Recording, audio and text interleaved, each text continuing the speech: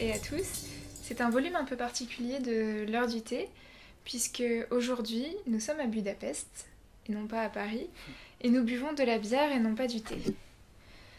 Je vous présente Jonathan, qui va essayer de répondre aujourd'hui à cette série de questions, et surtout à cette question fondamentale qui est comment l'expérience des forums l'a forgé écrivain. Du coup, on va commencer par la traditionnelle première question. Quel chemin sur le web t'a mené jusqu'au forum ? Du coup, moi c'est pas le chemin le plus ordinaire parce que d'habitude les gens viennent sur les forums en tapant forum d'écriture ou écrire, ils veulent chercher où écrire. Moi c'était en 2010 je pense, au moment de la sortie de l'album J'accuse de Damien Saez, qui avait été censuré dans les transports en commun, et du coup je cherchais à ce sujet des informations, des commentaires, des critiques, bref un peu de mise en perspective. Et à ce moment-là j'étais tombé sur le forum Écrivain en herbe, qu'on raccourcit en EH parce que je pense qu'on en reparlera.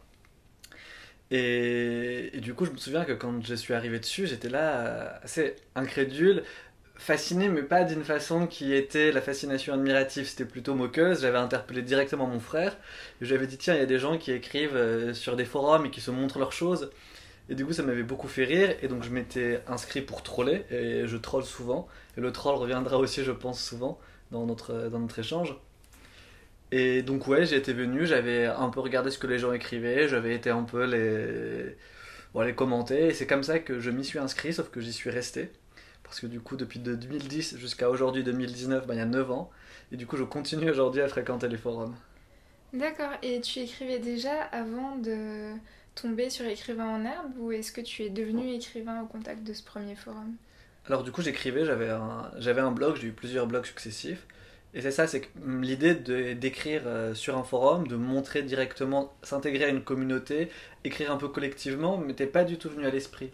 J'écrivais sur mon blog, je tentais de faire une sorte de pseudo-œuvre, une sorte de continuité, mais c'est aussi une écriture plaisir. Et du coup oui, j'ai commencé par avoir un blog. D'accord, et sur ton blog, tu avais déjà un lectorat que tu pouvais identifier, ou c'est venu vraiment à partir des forums ? Ah. Du coup, on échange un peu quand même sur les blogs, il y a quand même des interactions avec des lecteurs, mais c'est sûr que c'est beaucoup moins intense, beaucoup moins fréquent que sur le forum. Les personnes sont beaucoup plus anonymes, on fonctionne un peu soi-même comme une interface, un média, et du coup les gens ne se sentent pas l'obligation de commenter, sauf parfois. Mais du coup oui, c'était un petit peu comme ça sur le blog, et qui est très très différent du coup du forum. Et du coup, qu'est-ce que ça a changé à ton rapport à l'écriture, le fait d'arriver sur les forums, d'avoir un lectorat identifiable et des retours sur ton écriture ? Du coup, on pourrait toujours supposer que le forum va beaucoup plus modeler, comment dire, ton écriture par rapport aux attentes d'un lectorat identifié. Sauf que la raison pour laquelle c'est pas entièrement vrai, c'est que quand tu écris sur ton blog, tu as déjà la conscience que tu as un lectorat. Moi, sur mon premier blog, j'avais quand même pas mal de visites. J'avais quelque chose comme 500 visiteurs par jour, ce qui est considérable, d'autant plus que je l'avais en 2004. J'étais encore au collège ou au lycée, donc j'étais assez jeune. Et à l'époque, c'est assez drôle parce que je me rendais pas compte d'ailleurs que c'était beaucoup de lecteurs, mais ça, c'est enfin, un détail. Et donc, oui, et donc il y a aussi cette idée-là sur le blog de l'attente. On sait qu'on écrit, on sait qu'on est lu, et on va aussi chercher à faire en sorte de plaire à ce lectorat, même si on prétend toujours avoir des idées d'indépendance, une autre idée de la poésie si on écrit de la poésie, une autre idée de ses propres idées si on est davantage dans un écrit politique, polémique ou philosophique. Et du coup, le forum, par contre, ce qui est certain, c'est que dessus, beaucoup plus fort cet horizon d'attente qui est modelé, ou du moins la position qu'on prend par rapport à ces attentes, parce qu'elles sont presque formulées directement. Tu sais exactement qui sont tes lecteurs en fait sur le forum, et tu interagis, tu échanges avec eux, tu commentes leurs textes. Mais du coup, ouais, donc c'est un peu cette nuance-là et en même temps cette similitude-là. D'accord. Et du coup, tu nous disais que tu es arrivé pour la première fois sur Écrivain en herbe. Quel a été ton itinéraire ensuite entre tous les différents forums ? Du coup, moi, j'avais continué à avoir mon blog, mais il y a aussi une chose qui est amusante, c'est que la raison pour laquelle aussi j'ai pu m'intégrer à EH, puis à Jeunes Écrivains, donc JE, c'est aussi parce que sur la première plateforme de blog sur laquelle j'étais, il y avait déjà cet aspect, on pourrait dire, communautaire, proto-communautaire, il y avait déjà ces idées-là. J'appartenais à un groupe dessus, il y avait des rivalités entre les plateformes, Donc malgré tout, on s'identifiait, on se donnait l'impression d'être une communauté, on échangeait entre nous, et même sur nos blogs, on avait l'impression que moi, la plateforme sur laquelle j'étais, qui a disparu, qui s'appelait ublog, on avait l'impression d'avoir ce ton-là particulièrement, tandis que sur Skyblog, eh ben, c'était davantage les adolescents qui allaient raconter bon, ce que des adolescents racontent, et du coup, bon, on les jugeait moralement en étant des adolescents plus vieux, plus sérieux. En réalité, on avait absolument tort, hein. Mais du coup, voilà, il y a ce truc-là. Et du coup, j'ai oublié ta question, le début de la question. Et du coup, j'ai dérivé dans mes propres idées. Oui, ce que je te demandais, c'est est-ce que tu es tout le temps resté sur Écrivain en herbe ou est-ce que tu as navigué parmi plusieurs forums et quel sens ça avait pour toi d'être localisé dans telle ou telle communauté? De la même façon que ublog a disparu avec les communautés qui s'y étaient constituées, EH a aussi disparu. Du coup, bon, avec grand regret, je me rends compte que là où je passe, les sites web trépassent et c'est un petit peu triste. Et du coup, EH, oui, oui, je m'y suis intégré, j'y suis resté, j'y ai écrit. Quand il a disparu, j'ai repris mon blog que j'ai toujours et j'ai rejoint JE. Et voilà. Du coup, je crois que j'ai pas du tout répondu à ta question. JE, c'est jeune écrivain. J'ai déjà dit. Ah, d'accord, désolée. Non, si, tu as répondu, il me semble. Du coup, quand tu as intégré ces communautés-là, oui. Là, tu as déjà expliqué à quel point les attentes des lecteurs peuvent forger une forme d'horizon d'attente auquel tu te conformes en écrivant.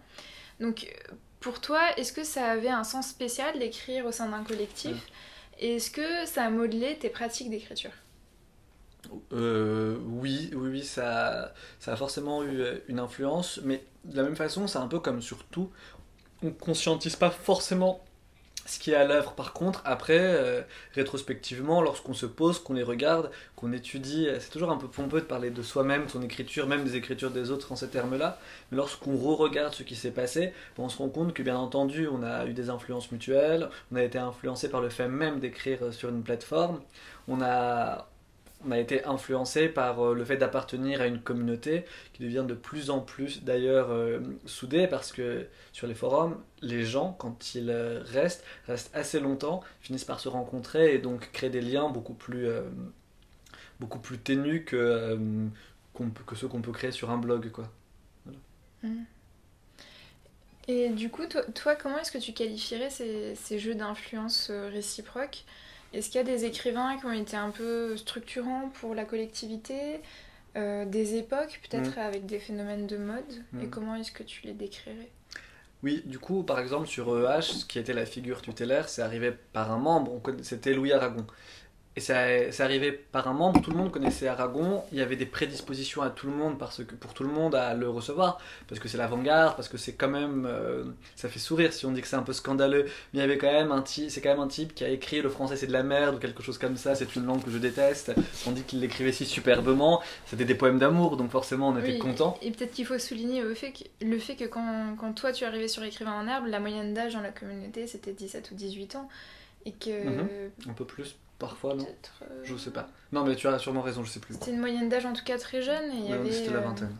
Une forme de culte rimbaldien en fait, d'une insolence poétique. C'est vrai que du coup cette dimension était extrêmement importante, et elle est souvent renforcée d'ailleurs sur le web, cette idée de l'insolence. Parce que, bon, déjà l'idée qu'on se fait des poètes, souvent, c'est une personne insolente.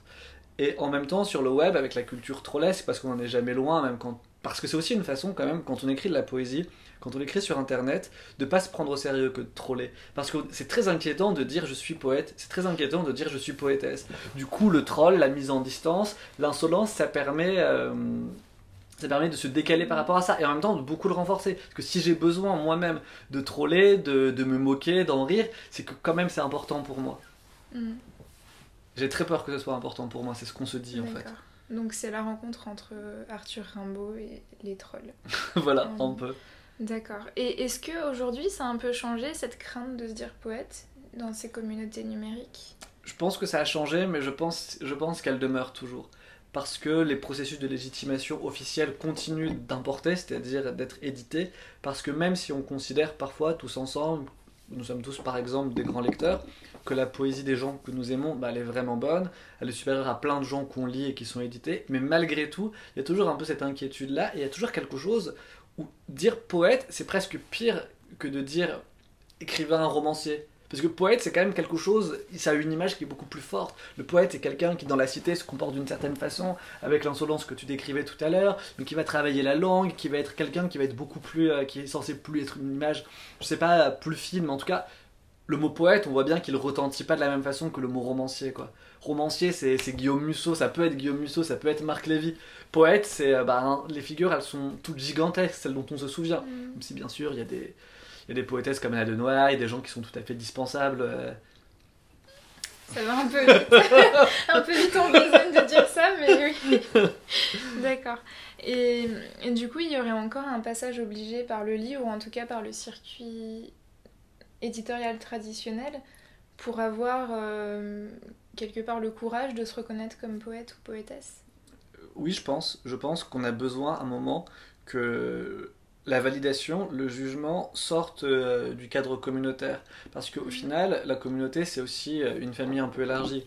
Donc si ce sont tes parents, si ce sont tes frères et sœurs, même si dans les familles il peut y avoir des conflits, il y a des conflits dans cette communauté parfois, malgré tout, quand ce sont tes proches, tes amis, des gens que tu connais très bien qui te disent tu es poète, tu es poétesse, et ça ne donne pas le sens, ça n'incarne pas, ce n'est pas une approbation suffisante, ça devrait l'être. Mais on a cette inquiétude, quoi.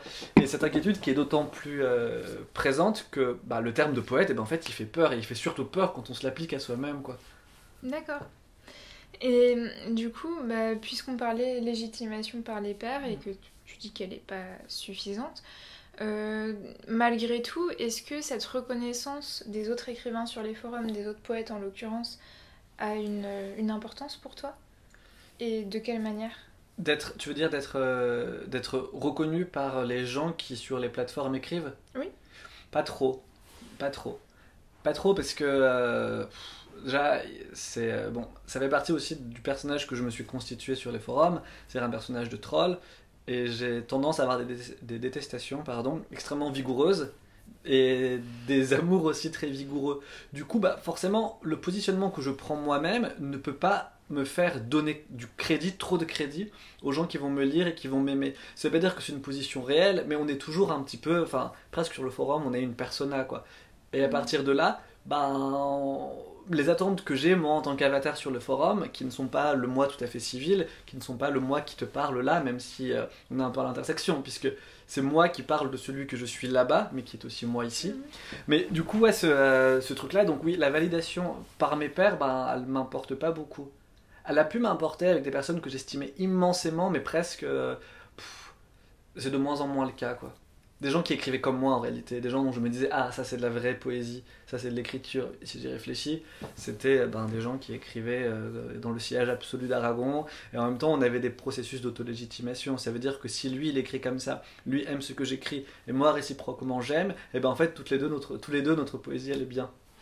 D'accord. Voilà. D'accord. J'ai un peu dérivé parce que je. Non c'est très bien, c'était intéressant. Du coup, comment est-ce que tu construis en ligne, parce que tu viens de parler de ton avatar et du léger décalage qui existe entre ton avatar et la personne civile que tu es, comment est-ce que tu construis en ligne cette posture d'écrivain, de poète? Comme je te l'ai dit, d'abord par le troll, mais parce que c'est aussi une difficulté en réalité. Comment est-ce qu'on s'intègre à une communauté en ligne? Donc tu vois, on a beau écrire, ce qui devrait être on pourrait avoir l'impression que c'est le seul et exclusif rapport qu'on entretient avec les gens, sauf que c'est pas le cas. Et du coup, moi j'ai un peu de mal à arriver comme ça dans des communautés qui sont déjà formées. Donc quand tu viens troller, immédiatement tu attires l'attention. Et c'est pas parce que on souhaite la lumière et que je sais pas, on brille mieux sous la pistolade excitante des yeux. C'est vraiment parce que en faisant ça, en fait tu peux parler, tu peux échanger avec les gens, même si c'est un rapport un peu agonistique et qui du coup n'est pas le meilleur rapport, un rapport que j'essaie aujourd'hui de beaucoup tempérer. Mais quelles sont les vertus du coup de ce rapport agonistique dans une communauté numérique d'écrivains? Alors du coup pour moi il y en a deux. D'abord celui qui troll, qu'est-ce qu'il cherche à faire ici? Il cherche à se faire remarquer, à se faire reconnaître, Et se faire remarquer, ça veut dire aussi être lu. Parce que du coup, si tu suscites une telle détestation, bah, en fait, on a besoin un moment. On va pas t'ignorer, ça se passe pas comme ça. C'est ce qu'on devrait faire d'ailleurs. On devrait mettre cette personne de côté, rire de cette personne, et c'est tout. Sauf qu'on fait pas ça. On va la lire, on va vouloir la critiquer en ce qu'elle est, sur ce qu'elle fait, et pour peu que par malheur, ça soit pas si mal, et ben il y a des côtés un peu. Et on va finir par échanger. Et les situations, elles finissent par s'harmoniser, parce que le troll, c'est pas non plus un psychopathe, c'est pas un type qui vient là, nihiliste, pour tout détruire. Il veut malgré tout en réalité un peu s'intégrer. Mais on est toujours un peu sur. Comment dire, sur la corde raide, on veut pas tout à fait basculer dans la communauté. Moi, c'est mon cas par exemple. Je veux pas tout à fait basculer dans la communauté. Et du coup, quel troll es-tu? Incendiaire, pour le dire comme quand j'étais en 2004, que j'étais très très lyrique et violent, qui veut porter le ravage quoi. Et du coup, c'était ça que je faisais quoi. Je critique extrêmement violemment les choses. Et c'est marrant parce qu'aujourd'hui, c'est beaucoup plus compliqué pour moi d'être un troll. Parce que du coup, sur le forum, sur Jeunes Écrivains, en fait, je connais les gens. Je les connais directement. Du coup, c'est-à-dire que je ne peux pas, je peux pas aller les insulter parce que j'ai pas du tout envie de produire du malaise dans des situations sociales, physiques ou même d'ailleurs sur un, comment dire, numérique avec ces individus-là. Surtout qu'ils sont liés parfois à des personnes qui sont mes amis. Et donc, j'ai pas du tout envie aussi d'embarrasser mes amis. Et du coup, bon voilà, je suis un petit peu dans ce rapport ambigu et qui me frustre beaucoup par ailleurs. Qui me frustre beaucoup parce que de façon très égoïste, c'est aussi comme ça que je pense le monde, que je pense les rapports à l'écriture. Je pense pas le monde comme un rapport de conflit nécessairement. Enfin, peut-être que si, mais ça on parlerait de la lutte des classes, mais c'est pas du tout le sujet, c'est pas du tout. Ce que je veux dire, c'est juste que moi j'ai besoin pour penser qu'il est comme ça quelque chose d'établi auquel je dois me confronter pour l'approuver, le contester, le polir. Et pour que ça m'appartienne, c'est ce que j'ai besoin de faire. Et du coup, c'est le cas dans tes processus d'écriture aussi? Oui, beaucoup. Je remarque presque l'horizon d'attente et j'essaie de me décaler par rapport à lui, mais pour le décaler, alors même qu'on va on va beaucoup même le reprendre, on va beaucoup reprendre ce qui se fait, mais on va dire qu'on est en train de le détruire, sauf qu'on sait pas ce qu'on fait en réalité, sauf que c'est ce qu'on va dire. Et du coup, notre attitude, elle va être un peu en décalage avec notre pratique, mais ce que les gens vont percevoir, c'est notre attitude, et du coup, on apporte un peu un changement, et soi-même, c'est comme ça qu'on se construit. Et moi, l'une des choses que j'aime bien sur les forums, c'est les commentaires qu'on nous laisse. Et quand ils sont construits, qu'on demande des précisions, qu'on suscite l'étonnement, ou j'en sais rien, ce qui est bien, c'est que moi, quand je réponds, c'est un moment où j'arrive beaucoup à construire ma pensée, parce que du coup, je prends de la distance avec mon texte, puisque je le vois à travers les yeux de quelqu'un d'autre. On approuve ou on désapprouve, il faut jamais répondre tout de suite quand la critique est virulente, parce que sinon on est blessé, ce qui parle c'est l'émotion. Et du coup, on attend un peu et on regarde, et là du coup on arrive à préciser, et à savoir même ce qu'on ne savait pas au moment où on a écrit le texte. On peut toujours dire que ces choses-là ce sont des fictions, qu'en réalité y a toute une multitude de possibilités qu'on pourrait appliquer à ce texte, mais non, parce qu'il y a quand même des intentions qu'on connaît, qu'on se devine, on a une construction, une biographie d'écrivain, et voilà. D'accord. Et du coup, tu disais que tu avais tendance à te positionner par rapport à la production dominante dans ces plateformes numériques. Dans l'épisode précédent de l'heure du thé, Oriane nous disait qu'elle percevait un horizon d'attente très fondé sur les écritures documentaires et sur l'autobiographie, le geste autobiographique. Donc toi aujourd'hui, par rapport à cette hégémonie-là, que peut-être tu définirais tout autrement qu'Oriane d'ailleurs, comment est-ce que tu te positionnes? Moi, c'est des choses que j'aime beaucoup en réalité. C'est un peu ce que j'attendais pas du forum, mais de la poésie. Ça ressemblerait à mes attentes, et en même temps, c'est singulier parce que je n'aurais pas fait ce que les membres qui les pratiquent auraient fait. Et donc c'est bien, parce que c'est un peu ça aussi, l'art, c'est se confronter, ne pas savoir ce qu'on voulait et pourtant le trouver là, quoi. Et du coup, ces gens-là, ces auteurs, ces autrices, le font, le produisent, parce que l'ancien positionnement, tu le sais, je détestais, et c'est marrant, parce que j'en faisais partie auparavant, il y a 10 ans, il y a 7 ans, c'était l'hégémonie lyrique. Et du coup, c'était une grande poésie du jeu, qui n'était pas très intéressante, qui n'avait pas beaucoup de prise sur... en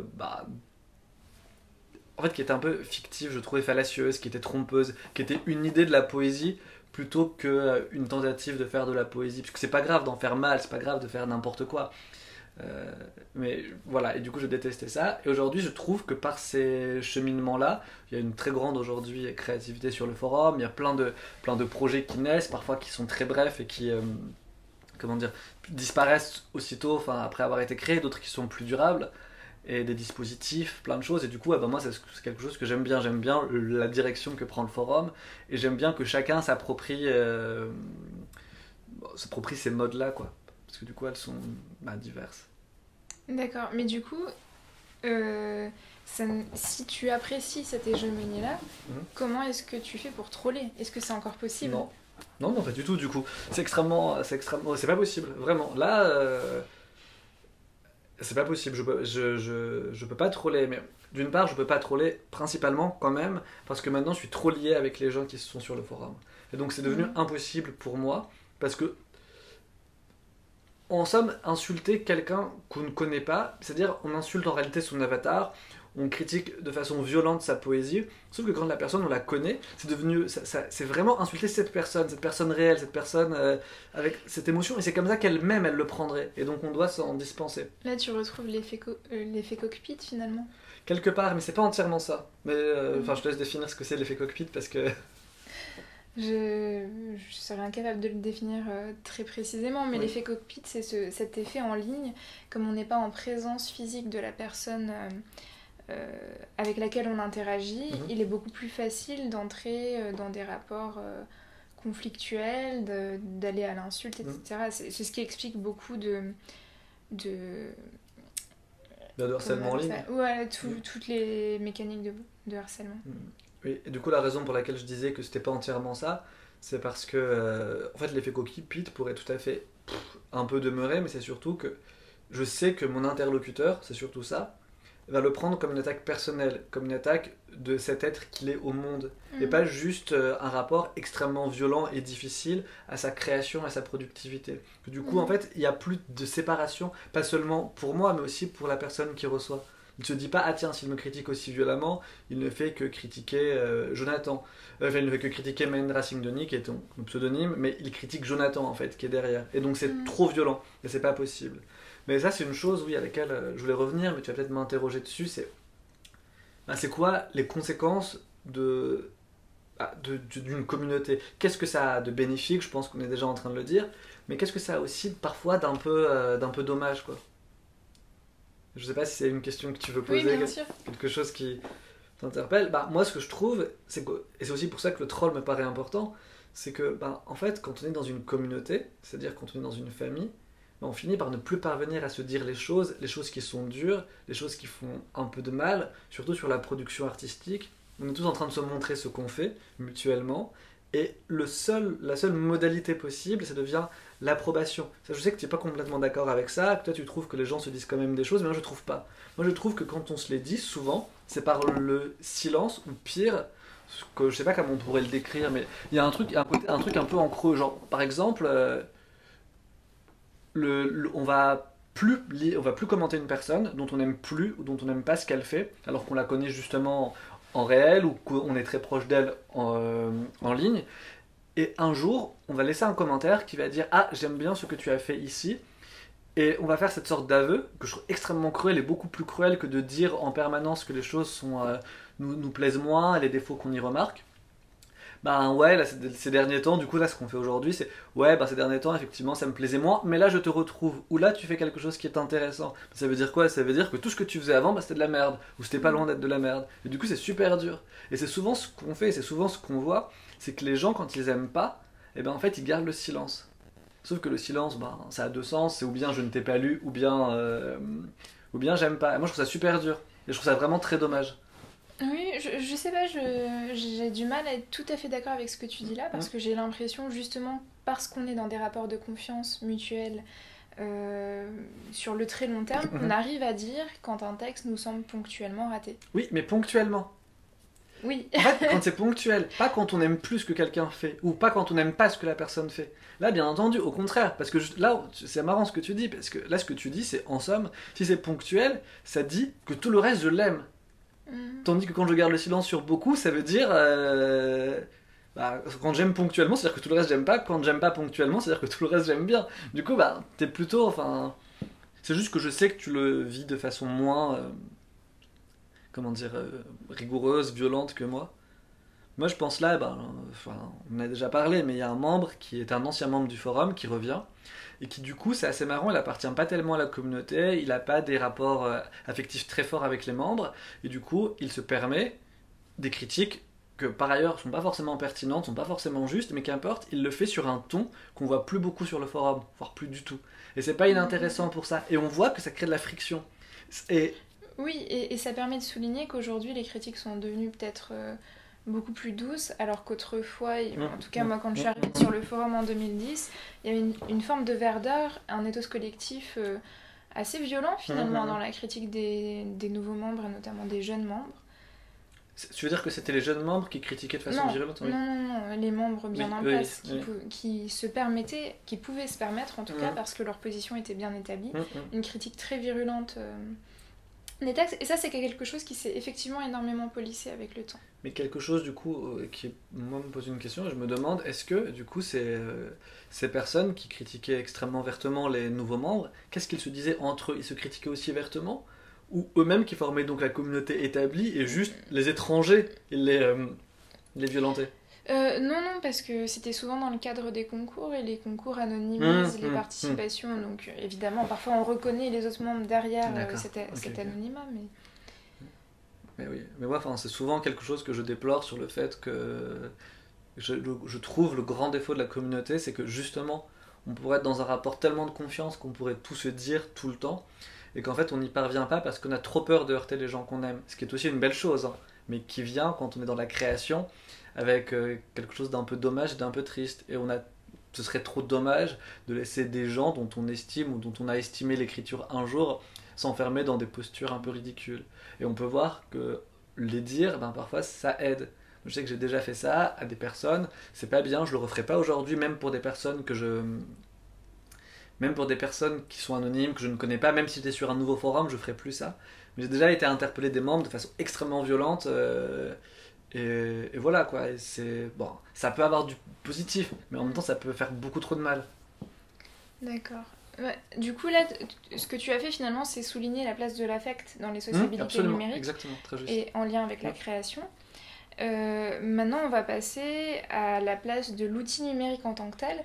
Est-ce que le fait que les relations d'écriture, les sociabilités littéraires soient médiées par l'outil numérique, donc ici une plateforme sociotechnique, a une influence, à ton avis, sur les écritures et sur les processus d'écriture aussi?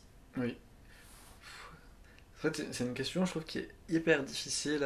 C'est hyper difficile d'y répondre parce que y a ce concept du coup d'environnement numérique que tu connais très bien, que tu maîtrises très bien, que peut-être tu devrais faire un jour un épisode intermédiaire dans l'heure du thé ou de la bière pour expliquer un peu ce que c'est. Je pense que c'est pas inutile. Et je sais pas si tu peux le dire en quelques mots ce que c'est l'environnement numérique. Non. Là comme ça, non. Tu y consacreras un volume intermédiaire, ou je sais pas comment on peut appeler ça, un feuillet. Et du coup, oui, on écrit sur le web, on écrit sur une plateforme qui a des propriétés, qui a des caractéristiques, et qui met à disposition des membres des outils qui nous paraissent invisibles quand on les utilise. Sauf qu'en fait, on peut intégrer une image, on peut intégrer une vidéo YouTube, et c'est extrêmement simple. Et simplement, le fait que ce soit possible me fait le faire. Et si je vois un membre le faire, je vais d'autant plus le faire, ou l'expérimenter, quitte à finalement absolument abandonner la pratique. Mais du coup, on a plein de petits boutons sur lesquels on a envie d'appuyer, sauf que ces boutons, ils ont une influence sur les textes qu'on écrit. Et donc ça, c'est juste sur l'aspect, technique. Du coup, sans connaissance technique, c'est un petit peu ça aussi l'environnement numérique. On n'a pas besoin de connaître la technologie, la façon dont ça fonctionne, pour pouvoir utiliser toute une foultitude de caractéristiques. Voilà, bon, je le dis beaucoup trop vite, mais voilà. Et du coup, ça a une énorme influence. Genre, pour moi, elle est considérable. Et sur ton écriture à toi? Alors, pendant longtemps, je pensais que ça n'en avait aucune, parce que j'écrivais une poésie très lyrique, qui était à peu près la même sur le traitement de texte, sur l'ordinateur, sur le forum ou sur le papier, parce que j'ai beaucoup écrit sur papier avant, et parfois c'était juste une transcription, alors que bien entendu il y a la mise en page qui va un peu changer, c'est des choses qu'on ne conçoit pas trop, qui pour nous paraissent absolument marginales, qui sont pas loin de ce que c'est qu'un livre imprimé, donc finalement les passages on les remarque pas trop. Aujourd'hui beaucoup plus, parce que la poésie qui m'intéresse c'est une poésie qui mobilise à fond les outils numériques, Et du coup, ben ouais, tu découvres, contrairement à ce que disait je sais plus qui, et qui a tort je pense, qui disait l'hypertexte n'a pas dépassé le texte, et en fait on se rend compte que si, parce que l'hypertexte c'est pas juste le lien sur lequel on clique, c'est aussi la musique qu'on peut intégrer, c'est aussi le copier-coller qu'on peut faire dans un grand amas de trucs, et tous ces trucs là quoi. Donc ouais, moi c'est une influence, j'intègre beaucoup de ces... une diversité médiatique quoi, dans mes productions, dans mes trucs. Et tu penses que cette diversité médiatique, donc le fait de pouvoir très facilement intégrer du lien hypertexte, de la vidéo ou de la musique, c'est ça qui est fondamental, ou est-ce que aussi la structuration du forum en tant que communauté sociotechnique a aussi une influence? Ah, absolument. Mais je pensais que... Enfin, ouais, j'avais pas compris que cette question-là... Enfin, j'avais l'impression que c'est deux questions différentes. Et ouais, oui, bah, évidemment. Parce que à partir du moment où la façon dont le forum il est structuré, comme n'importe quelle structure sociale, bah, en fait, ça va avoir une influence sur la façon dont on va se positionner. Et sur JE, bah, Oriane le disait déjà, le fait qu'on écrive... que... Ce qui est original, en fait, les autres forums ne fonctionnent pas comme ça. L'autre forum, c'est un poème, un sujet. Là, c'est un sujet égale une sorte de thème, une sorte de recueil. Et du coup, bah, on fait ça. Et donc, on développe un peu, et ça donne la sensation d'une œuvre un peu. Et du coup, forcément, ça a une influence sur le truc, parce on va se forcer, c'est pas obligatoire, mais c'est fréquent, à créer une cohérence, à créer une continuité entre ces choses. Et aussi, même, on a envie d'une certaine régularité. Parce qu'on a envie, par exemple, on a envie que notre sujet, pour des raisons... En fait, je sais pas, je pense là à l'instant, je sais pas ce que ça vaut comme pensée, mais parfois on a quand même envie que notre sujet soit en haut. C'est-à-dire qu'en fait, les sujets sont classés par ordre antéchronologique, donc le sujet qui est le plus récent est tout en... Enfin, le sujet qui a été actualisé le plus récemment est tout en haut de la liste. Et donc de le voir en haut, je sais pas, ça procure quand même quelque chose. Puis on connaît aussi les pratiques des lecteurs, c'est-à-dire qu'ils vont voir ce qui vient d'être posté, absolument. Et que c'est quand même finalement assez rare d'aller fouiller dans un vieux topic. Oui. Et que du coup, bah, sur d'autres forums, ça fonctionne aussi comme ça, sauf que c'est juste un poème. Du coup, ça fait une sorte de brouhaha de plein de poèmes, d'autant plus qu'en fait, ce sont les commentaires qui vont faire remonter le poème, et du coup, ça crée une sorte de bazar. Et en somme, par exemple, dans le truc de poème, bah, ça peut être un poème très ancien qui est remonté parce que quelqu'un a commenté. Je crois que je suis pas du tout clair. Mais genre, l'idée à peu près... allez sur Génie écrivain, allez voir comment ça marche. Je pense que l'idée est claire pour les gens qui fréquentent des forums. Oui. Pour les autres, c'est peut-être un peu plus compliqué. Bah, du coup, tu mettras un lien pour qu'ils cliquent et qu'ils le voient, parce que oui, c'est un peu confus là. C'est un peu au fil de la pensée, quoi. Mais donc oui, et il y a... Bah, tout à l'heure, tu parlais de l'horizon d'attente. Bah, on voit en fait qu'il y a quand même une harmonisation des pratiques. Tu parlais de l'écriture documentaire. Et ce qu'on voit, c'est qu'il y a quand même des effets je sais pas, de halo, de foule, de masse. Et du coup, bah, il y a quand même une direction que prennent les écritures. Et on voit aussi que va avoir tendance à être marginalisé ceux qui ne suivent pas un petit peu ce mouvement. On va considérer que leur poésie, elle est un peu bizarre, en fait. Et c'est un peu ce qui se passe, tu vois. Leur poésie, elle est un peu bizarre. Par exemple, auparavant, quand une nouvelle forme apparaît, bah, genre l'objectivisme avec tout ce que ça avait de caricatural, de faux, bref, quand il arrive sur le forum, c'est lui qui est marginal, puisqu'il est pas du tout dans l'hégémonie, pas du tout dans la règle, pas du tout dans la norme. Et là aujourd'hui c'est quelque chose qui a un peu irrigué, nourri le forum je pense. Et du coup, ben, on a changé d'inclinaison, l'hégémonie lyrique je pense qu'elle est quand même clairement passée, sauf chez des nouveaux membres. Et j'ai plutôt l'impression qu'il y a eu une intégration des nouvelles pratiques permises par l'objectivisme à l'intérieur du lyrisme. Les poésies qui s'écrivent sur le forum sont quand même globalement plutôt lyriques. Mais tu trouves pas que ça s'est quand même beaucoup atténué? Qu'il y a une place, je trouve, beaucoup moins prépondérante de mes émotions. Pas de mon jeu, par contre. C'est-à-dire qu'on va continuer à parler de soi, mais à travers l'écriture documentaire, donc à travers un peu une distanciation qu'il n'y avait pas trop avant. Oui, ça c'est vrai. Oui, tu vois, bien sûr. Et du coup, ben, pour moi, et du coup, les poésies qui vont être très du jeu, mes émotions, mon flamboiement intérieur, mes gares, mes trucs, les thèmes très très lyriques, et ben, ils sont un peu passés à la trappe, quoi. Et du coup, ce que je veux dire par là, c'est juste à travers un exemple, c'est juste dire qu'en fait, il y a quand même des trucs de groupe, quoi. Et que du coup, voilà. D'accord. On va passer aux questions finales. Donc, toi, aujourd'hui, quels sont tes projets d'écriture? Ceux que tu as entamés, mais aussi ceux que tu envisages pour l'avenir. Moi, j'ai une écriture qui fonctionne... Enfin, j'écris souvent par période, selon mon état, mon goût, mes excitations, aussi mes découvertes, beaucoup. Et du coup, ben, là, je fais de longues pauses très régulièrement. Là, je suis un peu revenu dans une sorte de balbutiement d'écriture. Et récemment, du coup, on a entendu une poétesse nous dire ses poèmes. Je crois qu'on a tous les deux détesté, enfin moi surtout. Je sais pas ce que tu en avais pensé, mais... Et du coup, bah, elle avait toute une démarche qui était tout ce que je déteste dans la poésie. Et donc c'est genre c'est une poésie que je connaissais pas trop, je savais pas qu'elle se faisait encore. Genre la poésie du divan, quoi. C'est-à-dire qu'il y avait un côté un peu psychanalytique, un peu on fait de petites blagues. Et du coup, bah, ça me donne envie de me positionner face à ça. Et il y a d'autres poètes, d'autres mouvements aussi littéraires autour de moi, et on revient à ce que je te disais, sur ce que je disais tout à l'heure, sur le besoin de confrontation avec des gens, même au fond, si je prenais un peu de... Comment dire? Si j'avais pas ce besoin-là, un peu... L'adolescence, ça passe jamais chez certains, tu vois. euh, je pourrais les aimer. Sauf que du coup, j'ai détesté de les détester. J'ai décidé de les détester, pardon. Et du coup, bah, j'ai envie de m'y opposer très frontalement, et du coup, je suis en train de construire un peu des trucs contre ces gens qui occupent pour certains une position un peu hégémonique sur leur champ. Et ben cette poétesse, parce que aussi avec un peu d'amusement, j'ai envie de créer quelque chose autour d'elle. En fait, écrire sa biographie critique en poème, sorte la légende noire comme on fait souvent pour...